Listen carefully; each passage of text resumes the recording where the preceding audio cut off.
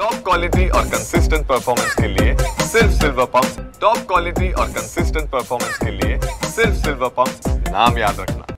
बच्चू कडूंच्या आंदोलनाचा आजचा 7वा दिवस आहे। आपल्यासोबत बच्चू कडू आहेत। भाऊ, काय सांगणार? आजचा 7वा दिवस आहे। मुख्यमंत्र्यांशी काल तुमचं बोलणं झालं, बावनकुळे स्वतः या ठिकाणी येऊन गेलेले आहेत। आजच्या बैठकीकडे सर्वांचं लक्ष लागलेलं आहे। काय चर्चा पदाधिकाऱ्यांशी झालेली आहेत?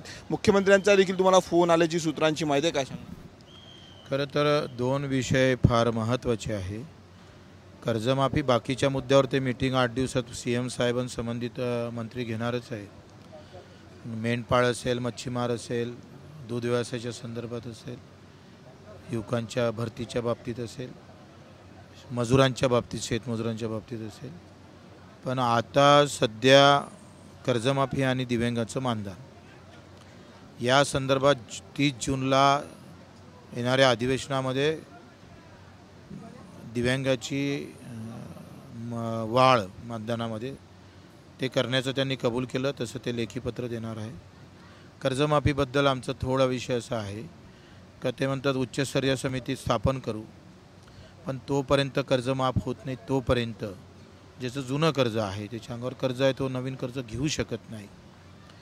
त्या शेतकऱ्यांना तगादा लावला गेला नाही पाहिजे वसुलीचा, कारण आताच एक आत्महत्या झाली आणि नवीन कर्ज त्याला भेटलं पाहिजे। ह्या महत्त्वाचा थोडा विषय आहे। त्याबाबत काय लेखी उत्तर येते त्याच्यावर पाहू, नाहीतर 16 तारखेपासून पाणी त्याग करून पुढचं आंदोलन आम्ही चालू ठेवू। अनेकांचं असं म्हणणं आहे की समिती केव्हापर्यंत चालेल, केव्हापर्यंत अहवाल देणार हे अजूनही स्पष्ट नाही। त्यामुळं फसवणूक शेतकऱ्यांची होऊ नये असं देखील बोललं जातं। मला असं वाटतं का एकदा आम्ही मुद्दा हाती घेतला तर तो शेवटनेपर्यंत बच्चूकडे काही स्वस्त बसणार नाही। कशा पद्धतीनं कर्जमाफी झाल्याशिवाय, आणि ते बहुवर्ष नाही, या 1 ते 1.5 वर्षामध्ये त्याचा कर्जमाफीची घोषणा जर झाली नाही तर मग आम्ही आमच्या पद्धतीनं निर्णय। तुम्हाला शरद पवार असतील, सुप्रिया सुळे, रोहित पवार, दुसरीकडे काँग्रेसने देखील आता पत्रक काढलेलं आहे प्रदेशाध्यक्षांनी पाठिंब्याचं, राजू शेट्टी असेल, जरांगे, सर्वांनी पाठिंबा दिलेला आहे। आंदोलन चालू ठेवायचं की पुढे न्यायचं या संदर्भात तुम्ही त्यांच्याशी काही बोलणार आहात का? कारण उद्या चक्काजामचा इशारा राजू शेट्टीने आणि जरांगेने दिलेला आहे। राजूजी शेट्टी असेल, जरांगेजी असेल, तुपकरजी असेल, काही ओबीसी नेते पण, जानकरजी असेल, महादेवराव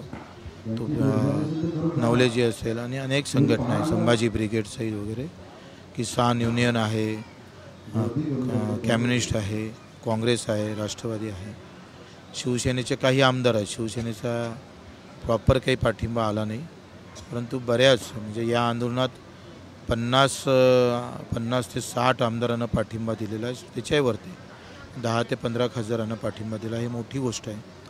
त्या सगळ्यांना बऱ्यापैकी ज्यांना विचारून आम्ही समोर जाऊ। भाऊ, एक शेवटला प्रश्न, काल बावनकुळे म्हटलं की बच्चू कडूंना आंदोलन करायची सवय आहे, ते मागण्या मान्य झाल्यानंतर पुन्हा एकदा आंदोलन करतो, त्यावर नयना कडूंनी असं म्हटलेलं आहे की आंदोलन करण्याला का भाग पाडताय, कसं?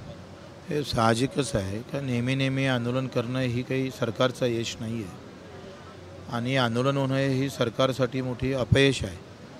हा त्यांना जर वाटत असेल का आपलं अपयश वारंवार लोकांसमोर दिसावं तर ते चांगलं नाही आहे। बावनकुळेजी काय भाषणाच्या ओघात बोलले तर काय बोलले ते तर त्यांचा प्रश्न आहे, पण त्यांनी काय बोलावं आणि काय नाही बोलावं हे तर मी काही ठरवू शकत नाही।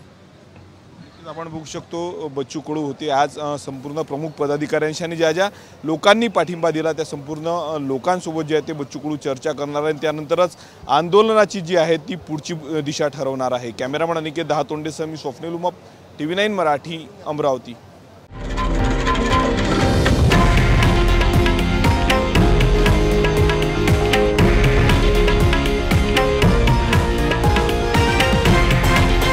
हे आहे देशातील नंबर 1 न्यूज नेटवर्क, आणि आपण पाहत आहात TV9 मराठी, एकमेव।